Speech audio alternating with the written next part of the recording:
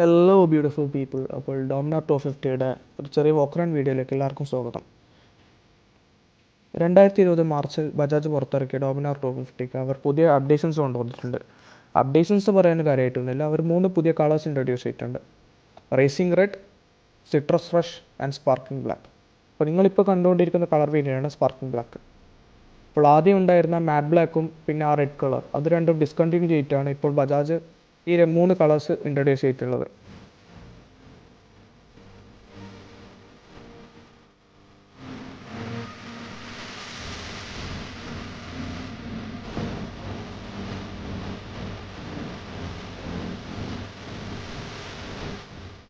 Front വ്യൂയിലേക്ക് പോയി കഴിഞ്ഞാൽ മോസ്റ്റ് അട്രാക്റ്റീവായ എലമെൻറ്റ് അത് അതിൻ്റെ ഫുൾ LED ഹെഡ് ലാംപ്സ് തന്നെയാണ്. ഫുൾ LED ഇൻഡിക്കേറ്റേഴ്സും അവർ കൊടുത്തിട്ടുണ്ട്.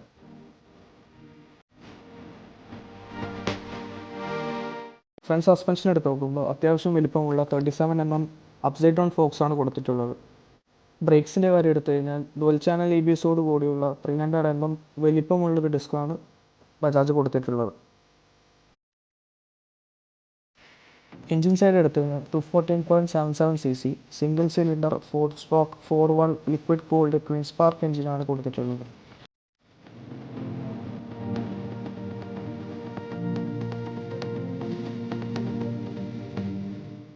പിന്നെ ഇതിൻ്റെ സൈഡ് പ്രൊഫൈൽ എടുത്തു കഴിഞ്ഞാൽ സാധാരണ ബൈക്സിനൊക്കെ കണ്ടുവരുന്നൊരു ടൈപ്പ് ബോക്സ് സെക്ഷൻ സിഗ്നമാണ് ഇവരും കൊടുത്തിട്ടുള്ളത്. ഡോമിനാർ 250യും ഡോമിനാർ 400ഉം തമ്മിൽ കുറേ ഡിഫറൻസ് ഉണ്ടെങ്കിലും അതിൻ്റെ മെയിൻ വിസിബിൾ ചേഞ്ച് എന്ന് വെച്ച് കഴിഞ്ഞാൽ അതിൻ്റെ ടയർ സൈസ് തന്നെയാണ്. ഡോമിനാർ 250 ആകുമ്പോൾ അതിന് 130 സെക്ഷൻ ടയറും ഡോമിനാർ 400 ആകുമ്പോൾ 150 സെക്ഷൻ ടയറാണ് കൊടുത്തിട്ടുള്ളത്. പിന്നെ ബാക്ക് വ്യൂയുടെ കാര്യം എടുത്തു കഴിഞ്ഞാൽ ഫുൾ LED ടൈൽ ലാംപ്സ് ആണ് കൊടുത്തിട്ടുള്ളത്. പിന്നെ നേരത്തെ പറഞ്ഞ പോലെ തന്നെ ഇൻഡിക്കേറ്റേഴ്സും LED ആണ്.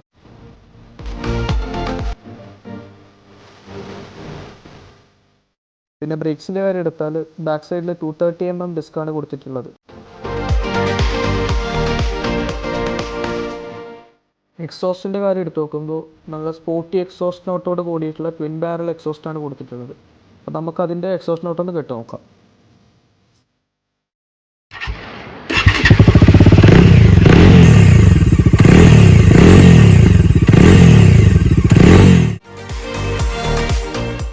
ഫ്യൂൽ ടാങ്ക് കപ്പാസിറ്റി നോക്കുമ്പോൾ അത്യാവശ്യം വലിപ്പമുള്ള 13 liters ടാങ്കാണ് കൊടുത്തിട്ടുള്ളത്.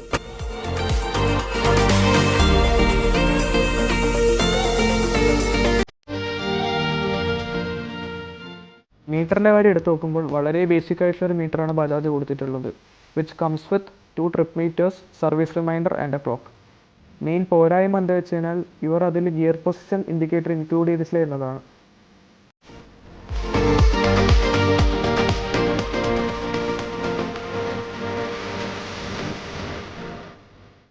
സ്വിച്ചസിൻ്റെ കാര്യം എടുത്ത് നോക്കുമ്പോൾ ബ്ലൂ ബാക്ക് ലൈറ്റോടുള്ള സ്വിച്ചസാണ് കൊടുത്തിട്ടുള്ളത്. ഇവിടെ നോക്കുമ്പോൾ engine kill switch, DRL headlight ലൈറ്റും പിന്നെ സെൽഫ് സ്റ്റാർട്ട് സ്വിച്ചും. പിന്നെ ഇപ്പുറത്തെ സൈഡ് എടുത്ത് നോക്കുമ്പോൾ ഹൈ ബീം, ലോ ബീമും, ഇൻഡിക്കേറ്റേഴ്സ്, പാസ് ലൈറ്റ് പിന്നെ ഹോൺ, ഇതൊക്കെയാണ് കൊടുത്തിട്ടുള്ളത്. പിന്നെ സീറ്റ്സിൻ്റെ കാര്യം എടുത്ത് നോക്കിക്കഴിഞ്ഞാൽ അത്യാവശ്യം വലിപ്പമുള്ള ലോങ് റൈഡിന് കംഫർട്ടബിൾ ആയിട്ടുള്ള സീറ്റ്സ് തന്നെയാണ് കൊടുത്തിട്ടുള്ളത്.